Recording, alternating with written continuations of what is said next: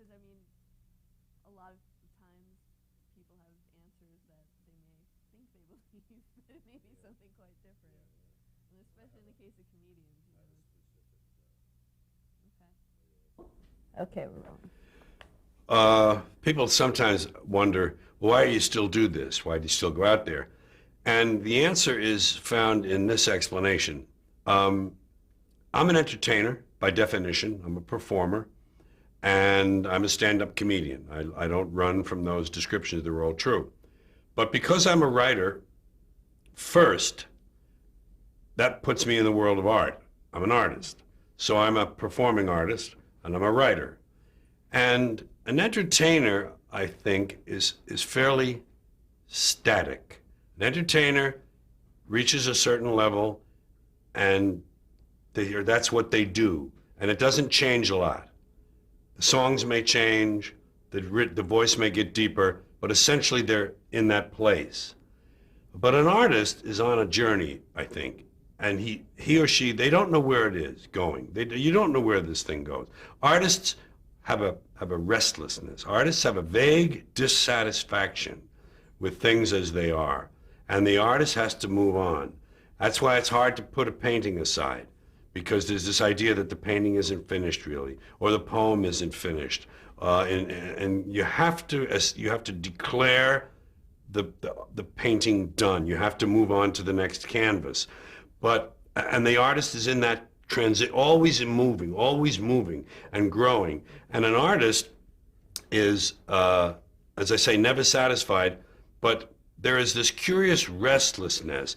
And Pablo Casals, the cellist of great fame in the 20th century, was in his 90s when he was still playing cello, still practicing every day for 3 hours, and occasionally he would do a recital, special recital.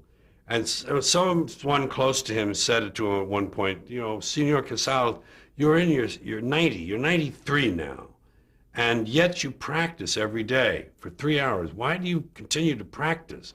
And he said, well, I'm beginning to notice some improvement. And that's the thing that's in me. I notice myself getting better at this. I like the writing better. I like the execution better, and I like all of the technique that goes into fashioning these things, getting them ready, making sure they're the right way, the craft, the technical part of the art. So the artist is at work, the craftsman is at work, and the show off gets to show off. It's like see, I didn't do my homework when I was a kid in school. Didn't do my homework. Now I do my homework, but the show off still gets to go out and have fun. So I now have both of me, you know, I'm now perfectly kind of joined up together inside myself, for what that's worth. You said, we'll just go backwards for a minute. You Yeah. said you wanted to clear up for the record some of the mythos around the first Saturday Night Live. Oh, yeah. You were the first guest host. Yes, I was the first host of Saturday Night Live in whatever October. It's October 11th, 75. They were going to have it. The original idea was to have rotating hosts on a wheel, to have 4 or 6 or something like that, regular comedian hosts who would rotate on a continuing basis. But they wanted Richard Pryor, and he didn't want to do that, and I think they wanted Lily Tomlin, and there were problems. So they asked me to be the first host. And I knew that I was stepping a little out of my world, because it was sketch comedy.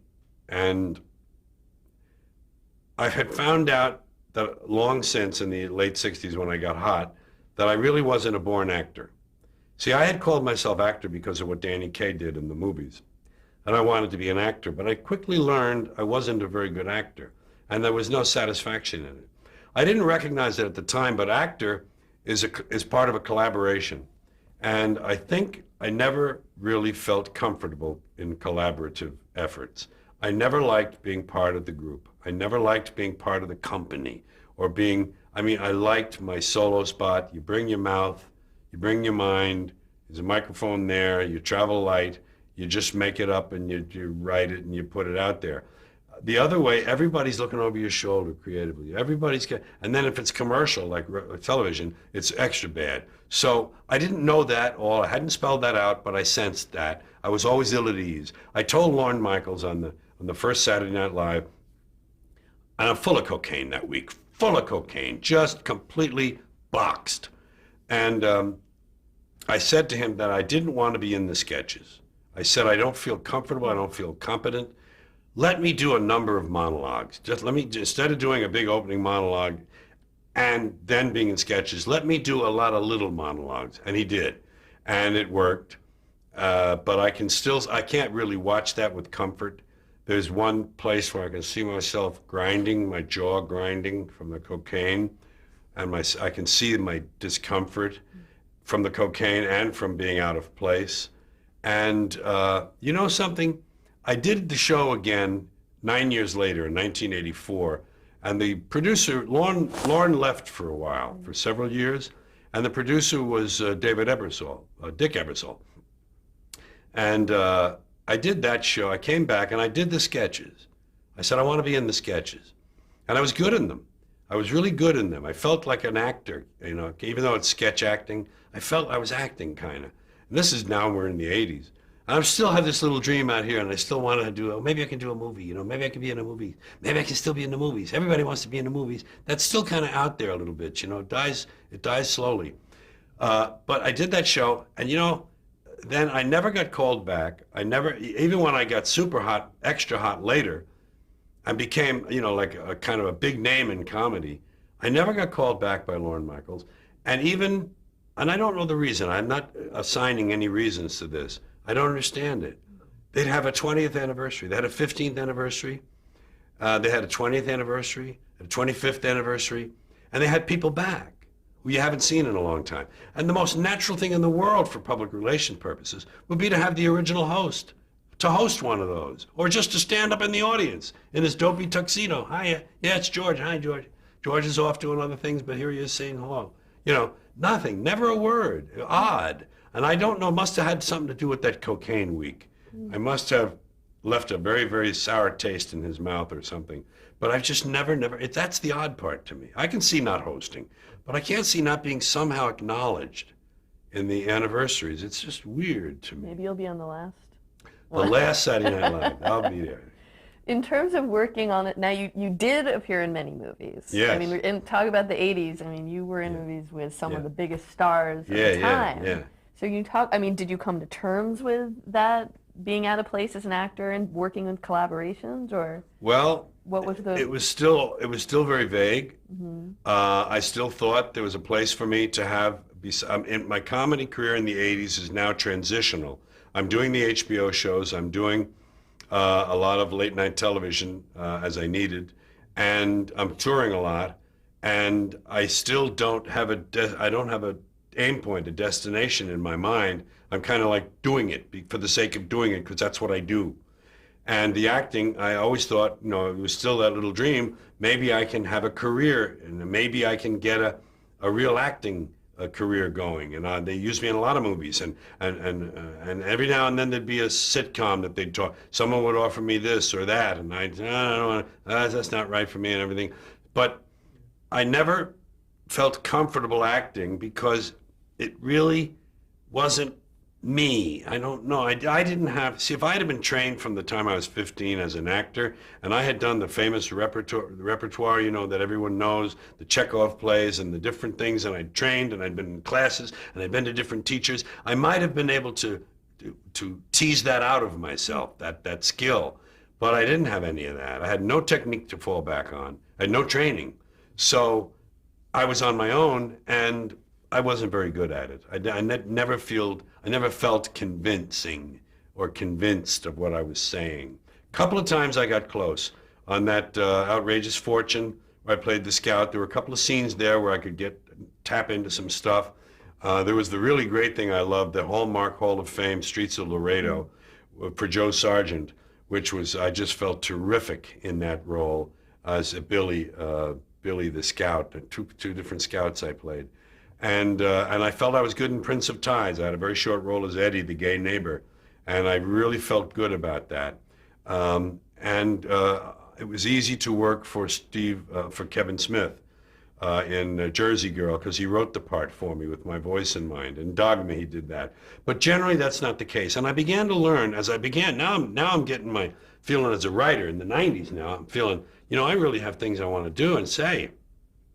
I have things I'd like to, I'd like to use this stuff. And so I got a ton of shit in my computer. I'd like to get this stuff out there. And every time they give you a movie, see, I'm not a big star in the movies. I'm a name, another name. But what they do is they call and they say, we start next month. Well, my dates are out there 3-4 months in advance. We have the halls, and we promote our own shows. That means we invest in them. We print the tickets. We buy the advertising. We pay for the hall. We put a down payment on the hall. So those things cost money. And now they say, yeah, we'd like you to be this part. It's 2 weeks work, a month we're going to start. And so Jerry then, my manager, we would go over and he would say, okay to them. He'd say, listen, I need to say these weekends, I need them. He's got things booked. He can work all week, but you need to let him go Friday night to go into this. And all of that stuff would be in place. And then something would change because production schedules change. It's just like that. Suddenly, Tom Cruise is sick, to make a fake example out of this. Tom Cruise is sick, he can't, so we're going indoors, we can't do the outdoors, it's raining, and we can't get this, and she's sick, and they should have nobody, and we're changing the script, and hold on, and everything's fucked up. And suddenly my schedule, my livelihood is out the window, and I'm doing this for small money, and then when it is working, I'm scared. I mean, I'm going over my lines constantly going over my lines. I'm in the trailer, I'm waiting for them to set up a shot, and it's all wasted time. Then you go out there and you rehearse it, and okay, we rehearse it. Okay, now we're going to do the lighting. And they do the lights. Then you come back and they do something. Oh, we got to go back. All right, come back and it's bullshit. When you run your own shop and do your own thing, that stuff doesn't happen to you. And I got enough confidence as a writer. Apparently, I did, as a writer performer, that I now see it better. It gave me the confidence to see the situation better. That's not me. That's not what I do. I don't work well in those things. I need to be alone, like I was in that apartment in New York with my radio. Leave me alone, please. And I'll get things done. So that's what I learned. Now, how did it come about that you did finally get your own show, and was that the case, that you were able to have more control? What happened was the following. I was then 55, 56. And I get this, I get that I can have a meeting with Fox. Fox is new on the scene, and Fox is making noise, and they've got this word, edgy. Another one, Vogue, American Vogue word. We're edgy. We're really edgy. So, okay, so yeah, fine. That maybe I fit that. Maybe I can fit there. Maybe let me see. I'm saying, to myself, excuse me for all the rumbling. I had a Coca-Cola. I said, I'm 55, and maybe before I completely put that shit in the toilet, that acting shit, maybe I should see if there's a chance here for me to have a sitcom and to pay the mortgage off on this house and set myself up a little bit. But I hadn't gotten to how it was 1994. I was changing, but I didn't know what I had yet. I didn't know there were 3 books in me. I didn't know these other shows were going to blossom so. And I went and did the show because I had a creative partner, Sam Simon. Well, Sam will tell you himself, his reputation in the business is that he's difficult. Sam is difficult, brilliant. Simpsons, big contribution to Cheers, brilliant guy. Showrunner in our case, and sole creative credit. I didn't get that. And Warner's never went to bat for me. Les Moonves was good to me. He was nice. He was my kind of guy. Seemed like a street guy. But Sam, see, the writer-producer club is a closed club. You can get in it, but it's kind of closed to a guy like me, coming from the outside. Just didn't have the right chops for that. Didn't know how to protect myself. And the show was in the 60s in ratings, 65, 68 in ratings. You can't do what Roseanne did. She had a top 10 show when she fired everybody. I could have raised hell if I'd have had a top 10. I didn't have that. I didn't have that power. Warner's was protecting Sam, because Sam was the property they could count on. Sam will do another show. Sam will find another Simpson. Sam's in our name. Carlin, well, we trying. I mean, yeah, you know. And so I never had the power, really. Never had the power, and didn't give a fuck. When they didn't give a fuck, really. When they called me from Fox in my trailer and told me it had been canceled, I said, thank you, because it was mid-season. I said, thank you for not waiting for the season to end. I said, I really appreciate it. I was so finished with that. It was so off the center. Now I come springing back from there like I'm on a rubber band. I'm back in my own creative world, 95, 96 now, and we're heading for book time. Book time starts to happen in 1996 and 7. I said, wait, I got so much shit in this computer, I'll never do it all on stage. I'll write a book. Brain droppings. Good, I was going to use that for a television idea. Brain droppings. I wrote this book. Bingo. #1 in the Times and all that. And it's sold, by now it's sold almost 1 million copies. And so, bingo, we went to another book. And suddenly, I'm finding my strength as a writer sustaining me. And the shows got richer. And I continue to do the shows. And HBO loves them. And I'm just doing, you know, it was a detour. It was a detour that I had to make one final time. And I still did a couple of movies for Kevin Smith because he wrote for me, for my voice. And I wanted to do that. But now, unless Jack Nicholson and Sean Penn came to me and said, we want you to play a bartender who strangles 6 children so I could play against type. Unless that happens, it falls in my lap, I don't care. Because they say, well, we got 2 weeks. No. Do the movie, have fun, make a nice movie. I'll be over here. Yeah. Shining Time Station was the name of the children's show on PBS, based on a series of books that a reverend in England had written about Thomas the Tank Engine during the World War II.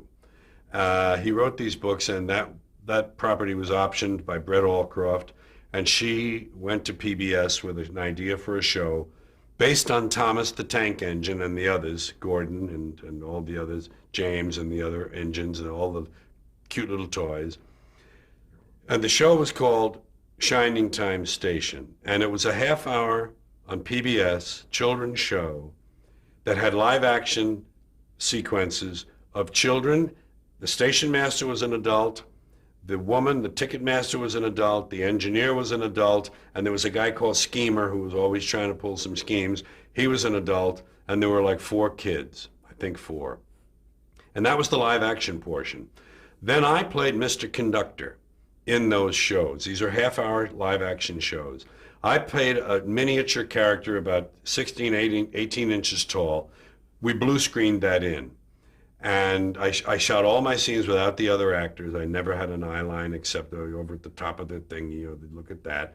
And I did all of those shows, and then they put that in, and the kids, at certain points in the half hour, Mr. Conductor would appear, and he would give the kids a little advice. No, Tommy, you don't need to do that. The morals and the morals the morals of these stories were never jammed down the kid's throat. They weren't blatant. They weren't in capital letters. They were gently massaged into the framework of the show. And I was the little guy, Mr. Conductor. I took Ringo Starr's place. I am the anti-Pete Best. Ringo Starr replaced Pete Best, who never got famous as the Beatles drummer. And I replaced Ringo Starr, who never really got famous as Mr. Conductor. I'm the anti-Pete Best. Physics students, pay attention to that. So, in that show, there were 2 breaks from the live action when they showed Thomas the Tank Engine cartoons, but they weren't drawn, they weren't animated. They were live action models of trains. And I narrated those 2 stories, complete with Scottish accent or English accent or serious guy or working class or whatever. I did all of them. I did 45 of those shows. 45 I think I did of those shows. And then I did some for home consumption, just the Tank Engine show. So the show was on the air as a different element, as a different animal than the eventual things that kids know now. Thomas the Tank Engine is just a video that they get at the store, and Mr. Conductor isn't in that. And there are other narrators now. But that was the history of that. That was the early 90s. Who came to you with that? They came to me, and the reason I took it was here's that acting thing over here looking at me. I thought, well, I'll show another side of myself. I'll show a side that no one's expecting. And Mr. Conductor was complete departure from anything anyone would have expected from me, judging me by my persona on stage. So I did them, and it was fun, and they're out there, and I have them, and they're good. But it didn't take me anywhere. What did take you somewhere, as you've been saying, is HBO, and you had a really unique relationship with them, and it seems like the medium which was totally experimental and new when you started, turned out to really suit you. Yes. It was tailor-made for me, HBO, for the same reasons it was tailor-made for any comedian who wanted freedom of expression. Language was never a problem. Content was never a problem. Talk about the Pope, talk about the President, talk about the President's wife, anything you want. They never looked over my shoulder. They never second-guessed me. They never said, what about this? Have you thought? No. Never a word. Just good show. I mean, they really liked the shows. And as I say, there have been 13 of them now. On average, that's since 1977. That's now, 2007, that's now 30 years. The 14th will be done. The average is close to one every 2.5 years, something like that. And I'm very proud of that because the arc of my development is present in those shows. And we put out this DVD set, all my stuff, which includes all of those shows, with the exception of the one show that had a lot of, it had a retrospective reel in it. It was really the anniversary of my 40th year in comedy. Oh, yeah. And we did a show that Jon Stewart, who was not known very well then, John interviewed me, a long interview on camera. Then we did a 15-minute clips package of retrospective clips. Then I did a half-hour live. The reason we didn't use it in the DVDs is because to clear the clips, you have to pay the band again, you have to pay the announcer again. We didn't want to go through all those clearances, and so we just skipped that one. There's only a half an hour of stand-up in it anyway. So all the stuff is in there. I now have a show coming out in March that isn't in there. I mean, that's a complete set, and it's not complete anymore. So that's what I like. And I mean, when you're putting these shows together, you've talked a bit about the creative process, but how are you honing it? How are you honing it? Are you honing it at all on the road, or you're writing it? Oh yeah. What I always did was this last time I did it a little differently, but this is my pattern. My pattern is after the HBO show is finished, I know that hour perfectly. I know it beautifully. And I have some things that I had to leave out that I cut, in the last 3 or 4 months for time. Just cut certain things because I do about an hour and 20 on stage. So I had about 20 minutes left over every time. I would take that 20, bring them back to life, and put them in the stand-up show. And I would do the HBO show. I would coast with the old material for about 6 months. Just coast with it because I found there's no overlap with the concert audience. They don't say, oh, we saw that on HBO. There's none of that feeling. They love seeing it again if they have seen it before, and a lot of them don't have HBO. A lot of them don't watch it all the time. A lot of them, there are various reasons people in the audience didn't see a show, and there are lots of them. So they love seeing the material, and the laughs tell me they haven't heard it. The laughs tell me they haven't heard it before. So I feel safe coasting for 6 months.